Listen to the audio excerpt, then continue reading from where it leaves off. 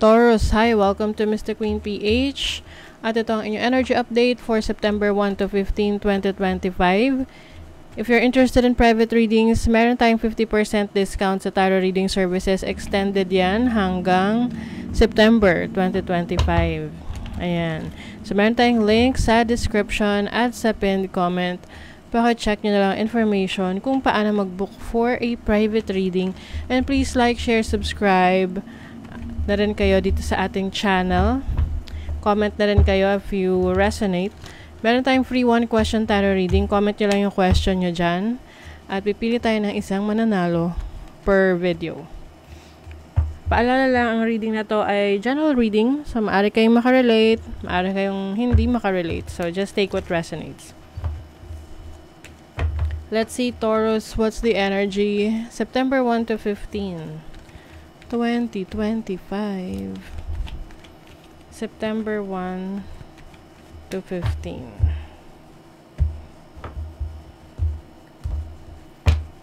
Okay, so this is your overall energy, challenge, opportunity, blessing, energy ng money, career, finances, love life, and family.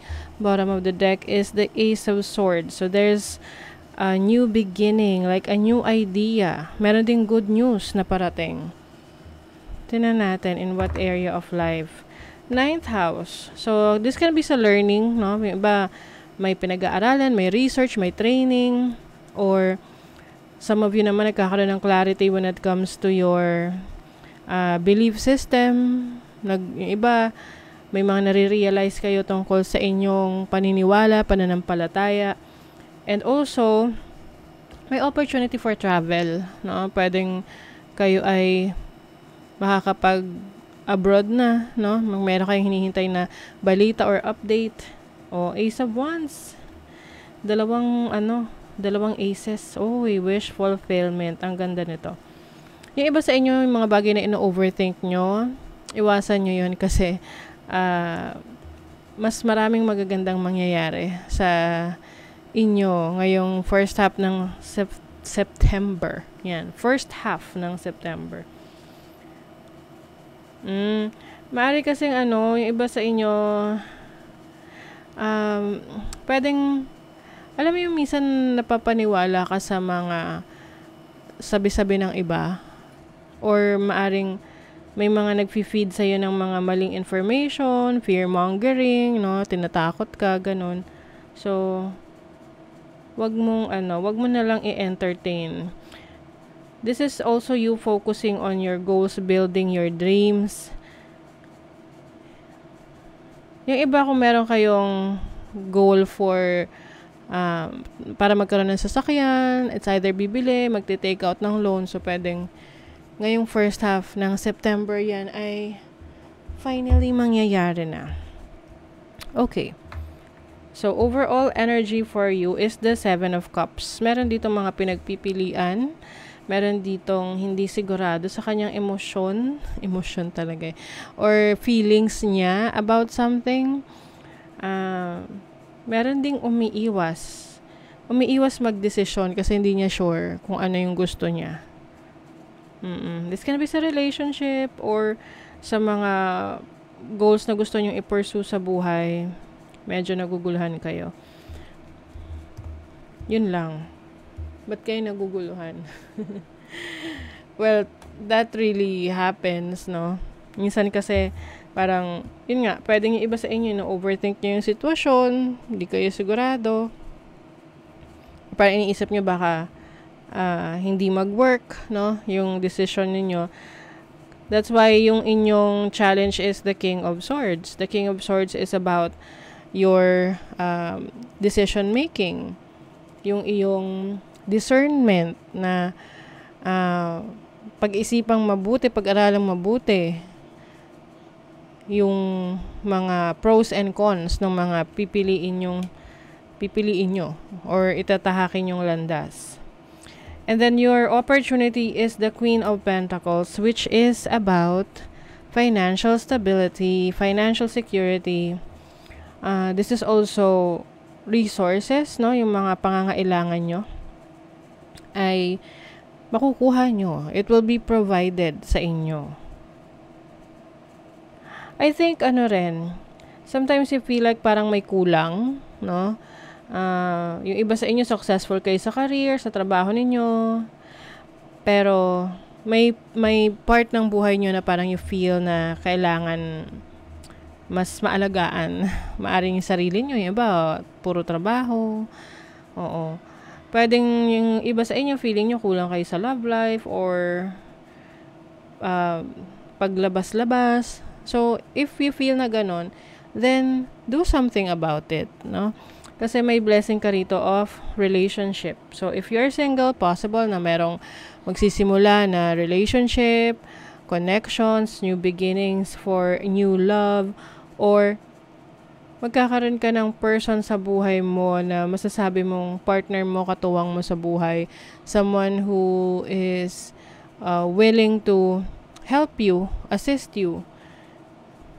And also, kung ikaw ay papasok sa isang business partnership at pareho nyo gusto yung gagawin nyo together, yung negosyo na yan, then this is going to be a blessing for you. Meron ding union. So, yung iba sa inyo, maaring isa sa blessing ninyo is getting engaged, no? Or starting a new serious relationship. So, for your money, career, finances, you have the High Priestess. This is your inner knowing and knowledge. So, maaring pagdating sa decision mo, sa trabaho mo, sa career, sa business mo, mas magiging maingat ka. And kaya lang, minsan, pag masyadong maingat naman, na-overthink natin yung bagay-bagay. But, well, at least, diba, nagde-decide ka kung sigurado ka na. Diba? So, use your instinct, your intuition. If you feel like parang you need, na kailangan mo pag-aralan muna, then, wag mo munang ituloy, wag mo munang gawin, wag mo munang subukan. Pero kung sigurado ka na at alam mo yung ginagawa mo, then go for it. Trust your instinct. And then, for your love life and family, you have the Three of Cups. This is celebration, happiness. So, yung iba sa inyo, you will go out, meet new people, meet new friends. Maari rin sa family, may isa-celebrate na mga achievements, no? Achievements mo, achievements ng family member. This can be reunion. May pagsasalo-salo, pagsasama-sama. Ngayong first half ng September. Okay, let's see. What else for Taurus? Okay, harvest. Paano yung mga itinanim nyo? Ayan, aanihin nyo na ang inyong mga itinanim. Ito yung mga bagay na nag-effort kayo, trinabaho nyo. And things are coming into fruition. Ina-harvest mo na.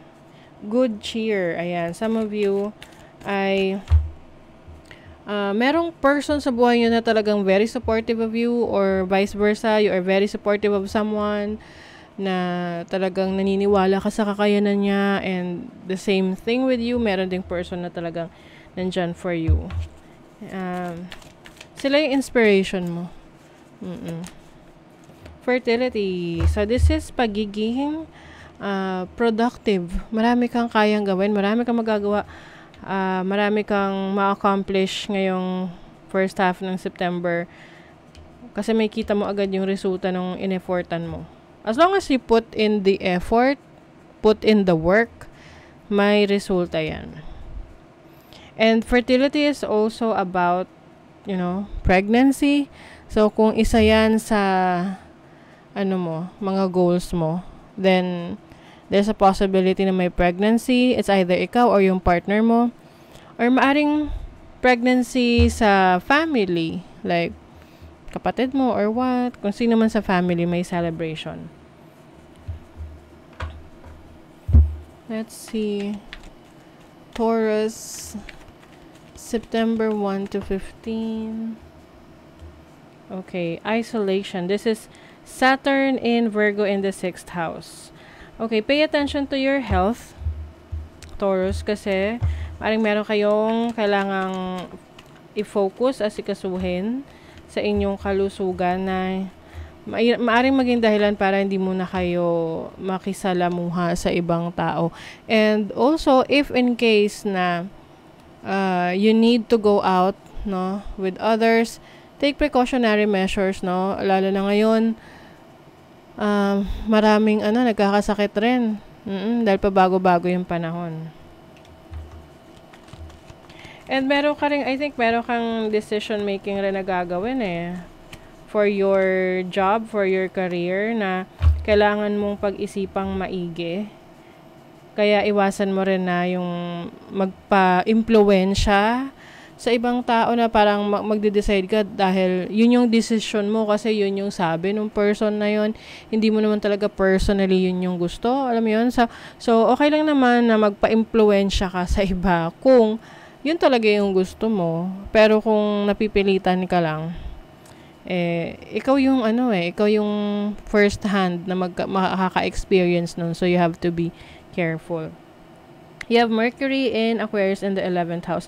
Some of you Taurus, meron kayong ginagawa ngayon, like especially if you are into social media, communication, public speaking, content creation, yan. Maaring magkaroon ng viral na content, no, kung nandyan ka. And this will bring opportunities for you.